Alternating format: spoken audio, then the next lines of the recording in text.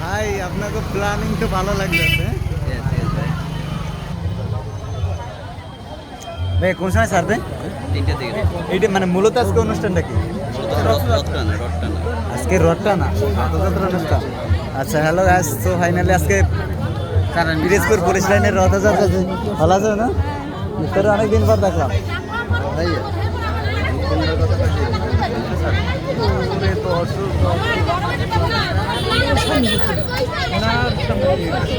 ভাই লাগাই মাগাই দেন না ভাই।